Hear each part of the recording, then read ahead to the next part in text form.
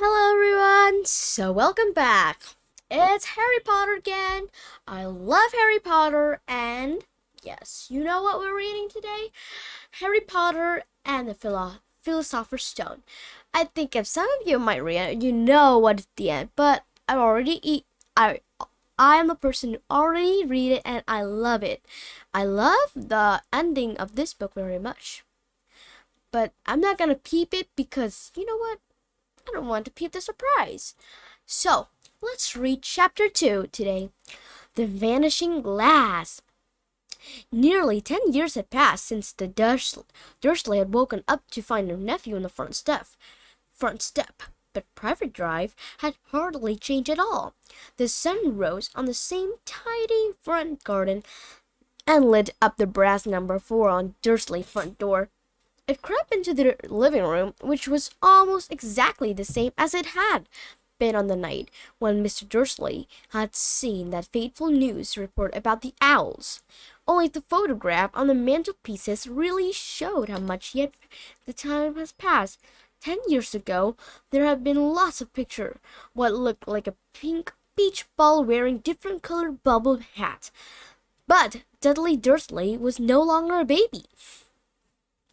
And now the photograph showed a large blond boy riding his first bicycle, a roundabout at the fair, playing a computer game with his father, being hugged and kissed by his mother. The room held no sign at all that another boy lived in the house too. Yet Harry Potter was still there, asleep at the moment, but not for long. His Aunt Petunia was awake, and it was her shrill voice which made the first noise of the day. "Up! Get up now!" Harry woke with a start. His aunt rapped on the door again. "Up!" she screeched. Harry heard her walking toward the kitchen, and then the sound of the frying pan putting on the cooker. He rolled onto his back and tried to remember the dream he had been having. It had been a good one. There had been a flying motorbike in it. He had a funny feeling he had had the same dream before. His aunt was back outside the door. "Are you up yet?" she demanded. "Nearly," said Harry. "Well, get a move on. I want you to look after the bacon, and you don't dare to let it burn. I want everything perfect on Dudley's birthday." Harry groaned. "What did you say?" His aunt snapped through the door. Nothing. Dudley's birthday. How could he have forgotten? Harry got slowly out of bed and started looking for socks. He found a pair under his bed, and after pulling a spider off one of them, put them on. Harry was used to spider because the cupboard under the stair was full of them, and that was where he slept. When he was dressed, he went down the hall into the kitchen. The table was almost hidden beneath all Dudley's birthday presents, and looked as though Dudley had got the new computer he wanted, not to mention the second television and racing bike. Exactly why Dudley wanted a racing bike was a mystery to Harry, as Dudley was very fat and hated exercises, unless of course it involved punching somebody. Dudley's favorite punch bag was Harry, but he couldn't often catch him.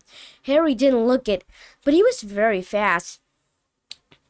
Perhaps it has something to do with living in a dark cupboard, but Harry had always been small and skinny for his age. He looked even smaller and skinnier than he really was, because all had to wear old clothes of Dudley, and Dudley was about 4 times bigger than he was.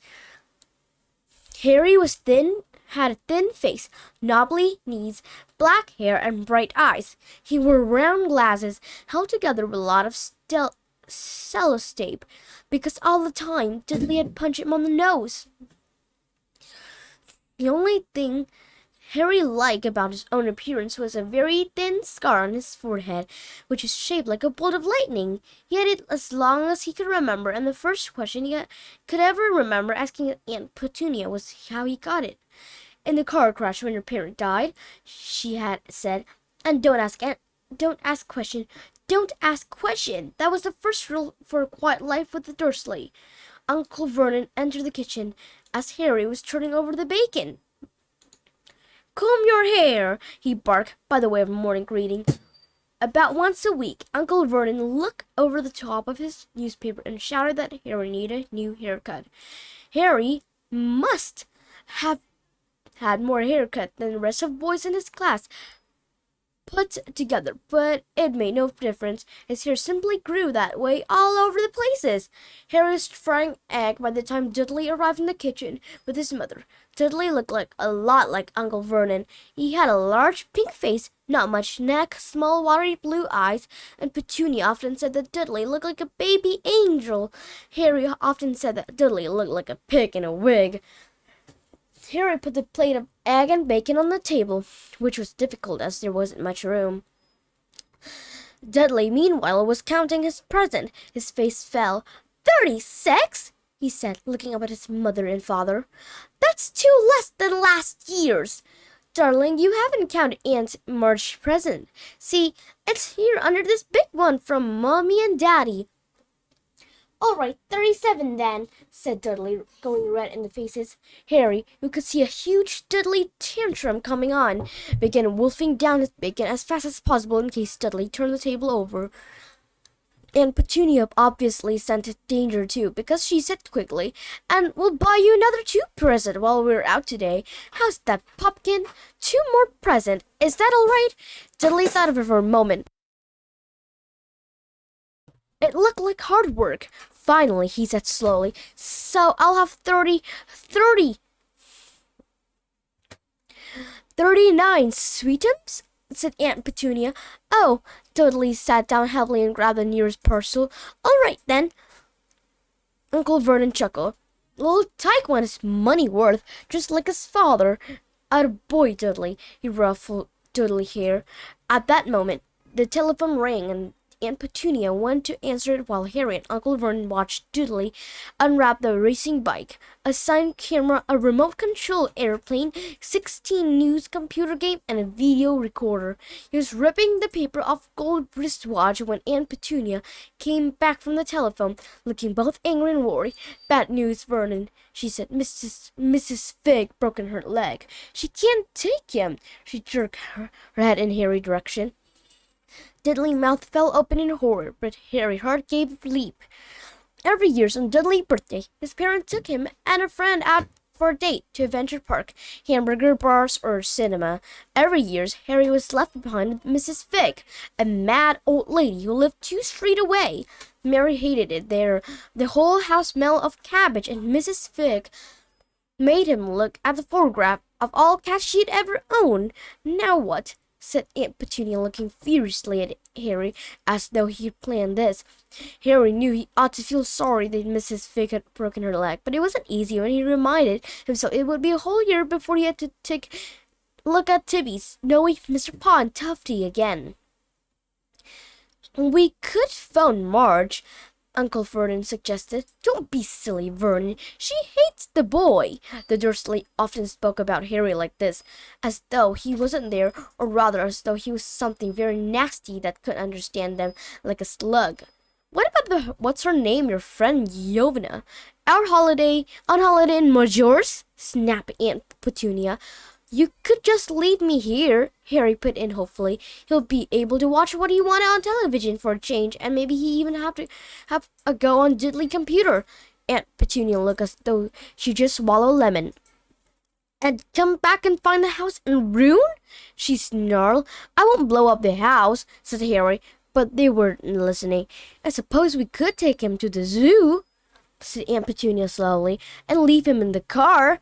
That's car new. He's not sitting in alone." Dudley began to cry out loudly. In fact, he wasn't really crying. It had been years since he really cried, but he knew that if he screwed up his face and wailed, his mother would give him anything he wanted. "Dinky Duddy Dums, don't cry. Mummy won't let him spoil your special day," she cried, flinging her arms around him. "I don't want him to come," Dudley yelled between huge present sobs.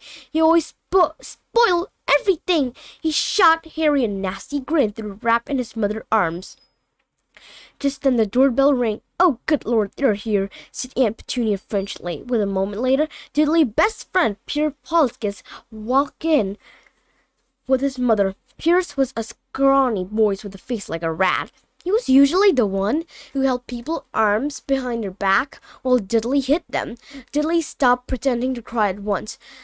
Half an hour later, Harry, who couldn't believe his luck, was sitting in the back of Dursley's car with Pierce and Dudley on the way to the zoo for the very first time in his life. His aunt and uncle hadn't been able to think of anything else to do with him, but before they left, Uncle Vernon had taken Harry aside. "I'm warning you," he had said, putting his large purple faces right up close to Harry. "I'm warning you now, boy. Any funny business, anything at all, and you'll be in that cupboard from now until Christmas." "I'm not going to do anything," said Harry honestly, but Uncle Vernon didn't believe him. No one ever did. The problem was, a strange thing often happened around Harry, and it was just no good telling Dursley he didn't make them happen. Once Aunt Petunia,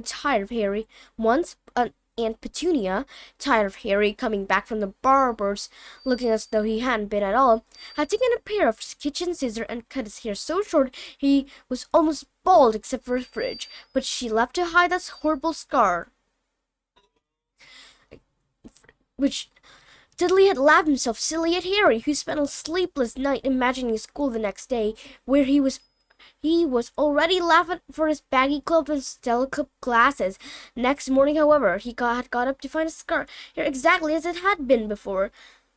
Aunt Petunia had sheared it off. He had given a week in his cupboard for this, even though he had tried to explain that he couldn't explain how it had grown back so quickly. Another time, Aunt Petunia had been trying to force him into a revolting old jumper of Dudley, brown with orange baubles. The harder she tried to pull it over his head, the smaller it seemed to become, until finally it might have fitted a glove puppet, but certainly wouldn't fit Harry. Aunt Petunia had decided it must have shrunken in the wash, and to his great relief, Harry wasn't punished. On the other hand, he would got into the terrible trouble for being found on the roof of the school kitchen. Dudley gang had been chasing him as usual when, as much to Harry's surprise as anyone else, he was sitting on the chimney. The Dursley had received a very angry letter from Harry's headmistress telling them Harry had been climbing school building, but he'll try to do as he tried at Uncle Vernon through the locked door of his cupboard, was jumped behind the big bins outside the kitchen doors. Harry supposed that the wind must have caught him in the mid-jump. But today, nothing was going to go wrong. It was even worth being with Dudley and Pierce to be spending the day somewhere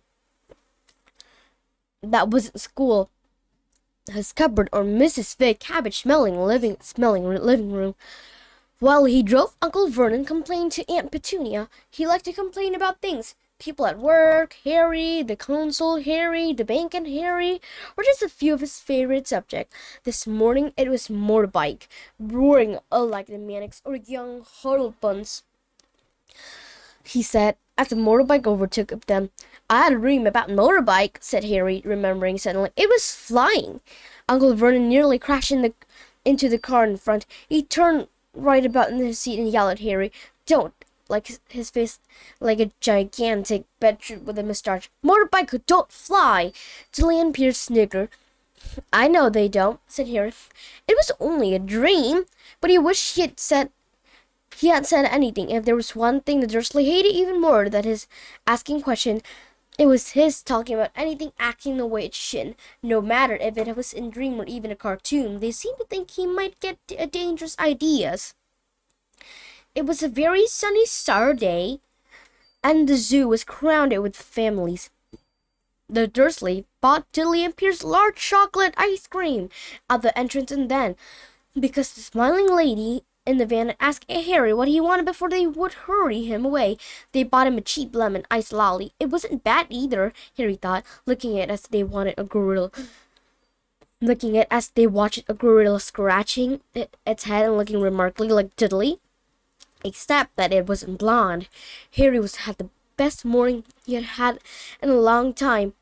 He was careful to walk a little part away from Dursley so that Dudley and Pierre, who were starting to get bored with the animal, by lunchtime wouldn't fall back on their favorite hobby of hitting him. They ate in the zoo restaurant, and when Dudley had a tantrum because his knickerbocker glory wasn't big enough, Uncle Vernon bought him another one, and Harry was allowed to finish the first. Harry felt afterward that he should have known it was all too good to last. After lunch, they went to their reptile house. It was cool and dark in here, with lit window all along the walls. Behind the glass, all sort of lizard and snake were crawling and slithering over bits and the wood of stone. Dudley and Peter wanted to see huge poison our corpus and thick, man-crushing pittons. Dudley quickly found the largest snake in the places. It had wrapped its body twice around Uncle Vernon's car and crushed into a dustbin, but at the moment it didn't look in the mood. In fact, fast asleep. Dudley stood with his nose pressed against the glasses, staring at the glistening brown coils. "Make it move," he whined to his father. Uncle Vernon tapped on the glass, but the snake didn't budge. "Do it again," Dudley ordered. Uncle Vernon rapped the glass smartly with his knuckle, but the snake just snoozed on. "This is boring," Dudley moaned. He shuffled away. Harry moved in front of the tank and looked intently at the snake. He wouldn't have been surprised if it had died or boredom itself. No company except stupid people drumming their finger on the glass trying to disturb it all day long. It was worse than having a cupboard as a bedroom. The only visitor was Aunt Petunia hammering on the door to wake you up. At least he got to visit the rest of the house. The snake suddenly opened its beady eyes slowly, very slowly, and raised its head until its eyes were on level with Harry. It winked. Harry stared. Then he looked quickly around to see if anyone was watching. They weren't. He looked back at the snake and winked too. The snake jerked its head toward Uncle Vernon and Dudley, then raised its eyes at the ceiling and gave Harry a look that said quite plainly, "I get that all the time." "I know," Harry murmured through the glass, though he wasn't sure the snake could hear him. "It must be really annoying." The snake nodded viciously. "Where do you come from, anyway?" Harry asked. The snake jabbed its tail in a little sign next to the glasses. Harry peered at it. "Boa Constrictor, Brazil. Was it nice there?" The boa constrictor jabbed its tail in the sign again, and Harry read on. "This specimen was breeding in a zoo." "Oh, I see. So you've never been to Brazil?" As the snake shook its head, defending shout behind Harry, both of them jumped. "Dudley! Mr. Dursley, come and look at the snake! You won't believe what it's doing!" Dudley came waddling toward them as fast as he could. "Out of the way, you!" he said, punching Harry in the ribs. Caught by surprise, Harry fell hard on the concrete floor. What came next happened so fast no one saw how it happened. 1 second, Peter and Dudley were leaning right up close to the glass. Next, they leapt back with a howl of horror. Harry sat up and gasped. The glass found in the boa constrictor tank had vanished. The great snake was coiling itself rapidly, slithering out on the floor. People thought out the reptile house, screamed, and started running for the exit. As the snake slid swiftly past him, Harry could have sworn a low, hissing voice said, "Brazil, here I come. Thanks, amigo." The keeper of the reptile house was in shock. The glass, he kept saying, "Where did the glass go?" The zoo director himself made Aunt Petunia a cup of strong sweet tea while he apologized for over and over again. Pierce and Dudley could only gibber. As far as Harry had seen, the snake hadn't done anything except snap playfully at their heels as it passed, but by the time they were all back in Uncle Vernon's car, Dudley was telling them how it nearly bit off his leg, while Peter was swearing at trying to squeeze him to death. But worst of all, for Harry at least, for Peter calming down enough to say Harry's talking to it. "Weren't you, Harry?" Uncle Vernon waited until Peter was safely out of the house before starting on Harry. He was so angry he could hardly speak. He managed to say, "Go cupboard, say no meals," before he collapsed in a chair, and the Aunt Petunia had to run and get him a large brandy. Harry lay in this dark cupboard much later, wishing he had a watch. He didn't know what time it was, and he couldn't be sure the Dursley were asleep yet. Until they were, he couldn't risk sneaking to the kitchen for some food. He lived with the Dursley almost 10 years, 10 miserable years.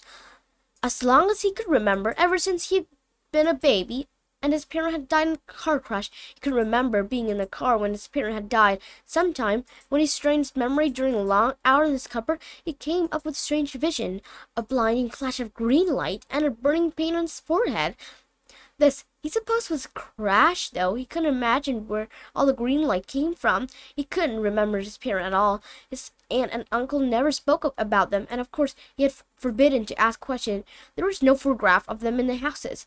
When he had been younger, Harry had dreamed for some unknown relation coming to take him away, but it had never happened.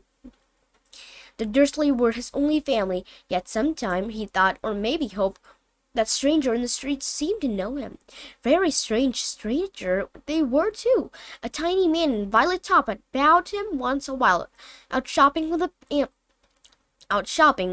Petunia and Dudley. After asking Harry fiercely if he knew the man, Aunt Petunia had rushed him out of the shop without buying anything. A wild-looking old woman dressed all in green had waved merely at him once in a bus. A bald man in very long purple coat had actually shaken his hand on the street the other day and then walked away without a word. The weirdest thing about all these people was the way they seemed to vanish the second Harry had tried to get a closer look. At school, Harry had no one. Everybody knew the Dudley gang hated that odd Harry Potter in his baggy old clothes and broken glasses, and nobody liked to disagree with Dudley gang.